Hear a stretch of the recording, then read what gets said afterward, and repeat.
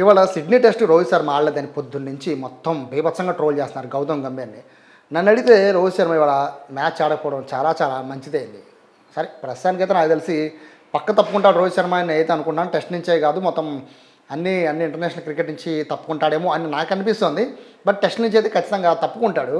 Fair over కూడా లభించలేదేమో అని నేను అనుకుంటున్నాను. ఎందుకు మోస్ట్ మనం చూసాం కదా, రోహిత్ శర్మ ఒకటే కాదు, యువరాజ్ సింగ్, వీరేందర్ సెహ్వాగ్, హర్భజన్ సింగ్, రాహుల్ ద్రావిడ్, లిస్టు చాలా పెద్దది ఉంది. ఆఖరి నిన్న కాక మొన్న అశ్విన్, ఇట్లా చాలామందికి ఫేర్ ఓవర్ లేకుండా పోయింది. అందరూ లెజెండ్సే, రోహిత్ శర్మతో పాటు అందరూ లెజెండ్సే. రోహిత్ శర్మ కొంచెం వాళ్ళందరికన్నా క్యాప్టెన్ చేశాడు కాబట్టి ఇంకొంచెం ఎక్కువ ఉంటుంది మనకి ఉన్న వాళ్ళలో టాప్లో కాబట్టి. ధోని అయితే మధ్యలోనే వెళ్ళిపోయాడు. అంటే మ్యాచ్ ముఖ్యంగానే ఆయన రిటైర్మెంట్ ప్రకటించేసిన పరిస్థితి. అంటే ఫేర్ ఓవర్ మ్యాచ్లు అనేవి చాలామందికి లేవు. అదంతా పక్కన పెడదాం. ఇవాళ మ్యాచ్ నిజంగా రోహిత్ శర్మ ఆడుంటే కనుక మామూలుగానే బీభత్సంగా తిడుతున్నాం. ఒక్కళ్ళనా ఇద్దరినా, జైస్వాల్ దగ్గర నుంచి మొదలు పెట్టుకొని లాస్ట్లో వచ్చిన బుమ్రా వరకు మొత్తం బీభత్సంగా సిడ్నీ పిచ్ మీద డ్యాన్స్ అలా వేశారు చూసాం కదా. మాయిశ్చర్ ఫుల్గా ఉంది పిచ్ మీద. బ్యాటింగ్ తీసుకున్నాం, టాస్ గెలిస్తే ఒకందుకు మంచిదే అని చాలామంది చెప్పారు. ఎట్లా తిరుగుతుంది బాల్, బాల్ ఎట్లా పడుతుంది, మామూలు పేస్లో పడుతుంది, రాకెట్లాగా వెళ్తుంది. బౌన్స్ కాదు, ఎక్స్ట్రా బౌన్స్ ఉంటుంది. ఇన్ స్వింగ్ కాదు, అవుట్ స్వింగ్ పడుతుంది. అవుట్ స్వింగ్ పడుతుంది, ఇన్ స్వింగ్ అవుతుంది. మధ్యలో డెంట్లు ఉన్నాయి.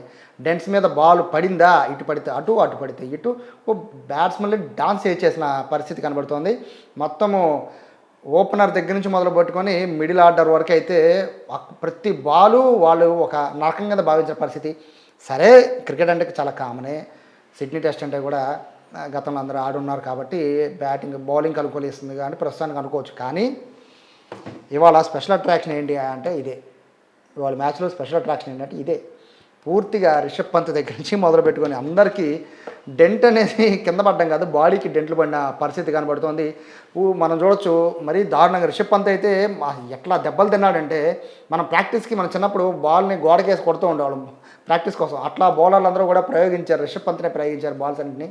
చాలా దారుణం అనిపించింది. మొత్తం ఫిలిప్ హ్యూస్ కూడా అట్లాంటి బాల్కే అదే సిడ్నీ టెస్ట్లో ఆయన చనిపోవడం కూడా జరిగిన పరిస్థితి ఉంది. సో ఇటువంటి అత్యంత భయంకరంగా అయితే ప్రస్తుతం ఆ పిచ్ కనబడుతుంది. కాబట్టి రోహిత్ శర్మ అయితే ఆడుకుండడం మంచిది. ఒకవేళ రోహిత్ శర్మ ఆడుంటే కనుక రెండు కీలకమైన విషయాలు జరిగాయి. ఒకటి ఏంటంటే ఖచ్చితంగా రోహిత్ శర్మ 10 లోపు ఖచ్చితంగా అయిపోయాడు ఆ పిచ్ మీద. రెండోది ఏంటంటే దీని అవసరం బాగా పడేది రోహిత్ శర్మకి.